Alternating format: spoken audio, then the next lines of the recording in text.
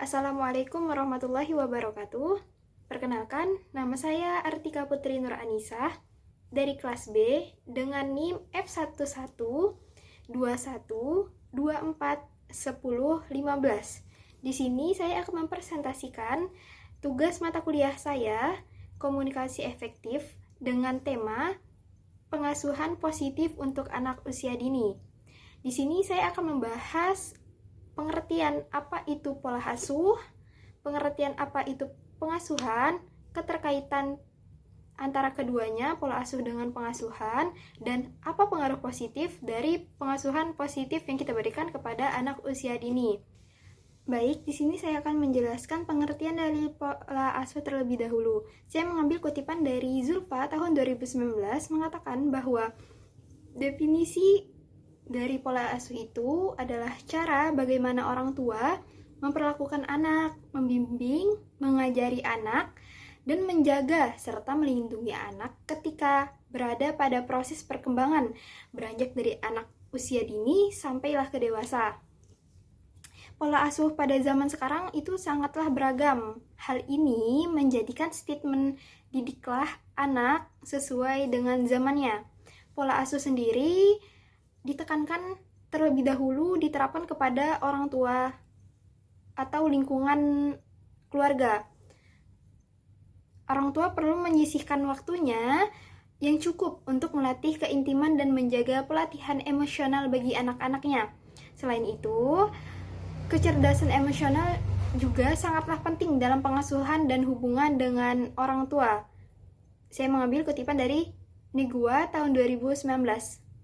Diana Baumrind 1967 dalam Suntrock 2009 mengelompokkan pola asuh ke dalam 3 bentuk, yaitu pertama, pola asuh otoriter. Pola asuh otoriter ini dikenal sebagai pola asuh yang cukup ketat karena kita sebagai orang tua mengontrol penuh terhadap anak, memberikan perintah terhadap anak tanpa adanya persetujuan terhadap anak, sehingga anak menjadi terkekang. Dan di sini minimnya komunikasi terhadap anak dan orang tua, yang mana menjadikan komunikasi dan anak dan orang tua menjadi lemah. Yang kedua, ada pola asuh demokratis atau otoritatif. Yaitu orang tua mendorong anak untuk mandiri tetapi masih dalam pengawasan orang tua. Di sini anak dan orang tua memiliki komunikasi yang dibilang cukup baik daripada pola asuh otoriter yang pertama. Anak menjadikan anak lebih dewasa, ceria, dan mampu mengatasi stres. Yang ketiga, itu ada pola asuh permisif, yang mana orang tua tidak terlibat dalam kehidupan anak-anak.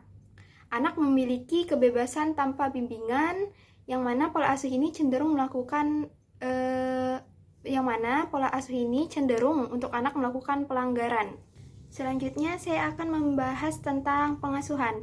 Menurut Alvita tahun 2009 mengatakan bahwa pengasuhan itu adalah serangkaian keputusan orang tua atau pengasuh terhadap anaknya ketika bersosialisasi ke depannya nanti, dan juga bagaimana tanggung jawab orang tua ketika melihat anaknya menangis, marah, berbohong, dan tidak melakukan kewajibannya di lingkungannya tersebut.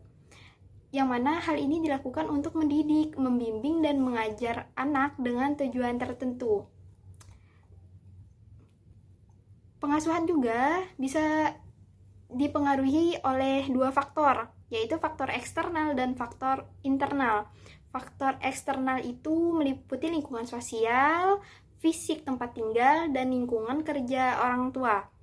Adapun faktor internal yaitu pola pengasuhan sebelumnya, seperti pola pengasuhan orang tua sebelumnya terhadap orang tua si anak ini, jadi ke bawah turun-temurun. Tadi saya sudah menjelaskan tentang pengertian pola asuh dan pengertian pengasuhan. Kemudian di sini saya akan menjelaskan keterkaitan antara pola asuh dan pengasuhan. Kita sebagai orang tua apabila memberikan pola asuh dan pengasuhan yang positif terhadap anak, seperti mencakup kasih sayang yang cukup, dukungan emosional, keterlibatan aktif, dan disiplin yang konstruktif, itu akan memberikan atau membantu anak usia dini untuk mengembangkan kepercayaan diri, keterampilan sosial, kemampuan kognitif, keterkaitan emosional yang kuat, dan pengasuhan responsif dan disiplin positif terhadap anak lainnya. Baik, di poin terakhir saya akan menjelaskan pengaruh pengasuhan positif terhadap anak usia dini. Yang pertama itu ada perkembangan emosional dan kepercayaan diri. Pola asuh yang penuh dengan emosional yang baik berpengaruh terhadap perkembangan kepercayaan diri anak. Menurut Bowlby tahun 1988 tentang keterkaitan anak-anak yang menerima perhatian dan kasih sayang secara konsisten dari pengasuh cenderung mengembangkan rasa aman dalam diri mereka, yang mana ini akan berpengaruh terhadap kepercayaan diri dan stabilitas emosional mereka ke depannya. Kemudian ada yang kedua ini, pembentukan karakter dan perilaku. Menurut Bowlby tahun 1971 menunjukkan bahwa pola asuh yang baik terhadap anak itu, ya ini adalah pola asuh otoritatif karena memberikan kombinasi dukungan terhadap anak tanpa ada kekangan, dengan aturan jelas, dengan bimbingan yang jelas juga. Di sini pola asuh ini mendorong perilaku disiplin yang baik tanpa menekankan ekspresi diri anak. Terus yang ketiga itu adalah perkembangan sosial. Dari studi Eisenberg et al. Tahun 2005 mengemukakan bahwa anak-anak yang diberikan pengasuhan dan pola asuh positif, yang mana keterkaitan orang tua untuk mendengarkan, mendukung, memvalidasi perasaan anak akan cenderung mudah berempati dan memiliki keterampilan sosial yang lebih baik. Kemudian yang poin keempat ada perkembangan kognitif. Penelitian dari Sonkoff dan Phillips tahun 2000 menyatakan interaksi positif antara orang tua dan anak yang kaya akan stimulasi kognitif penting untuk perkembangan otak anak usia dini.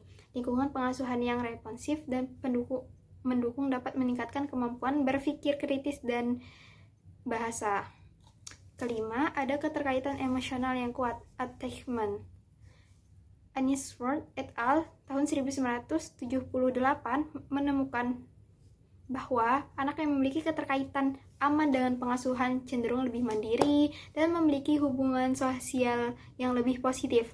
Pengasuhan yang responsif dan penuh kasih membentuk dasar bagi anak untuk membangun rasa aman dan kepercayaan diri. Dan yang terakhir yaitu pengasuhan responsif dan disiplin positif. Menurut Hoffman tahun 2000, disiplin positif dilakukan untuk memberikan arahan dan penjelasan, bukan dengan hukuman fisik, yang mana cenderung anak akan menghasilkan kooperatif dan mampu menghasilkan konflik secara mandiri. Baik, mungkin itu saja yang dapat saya sampaikan.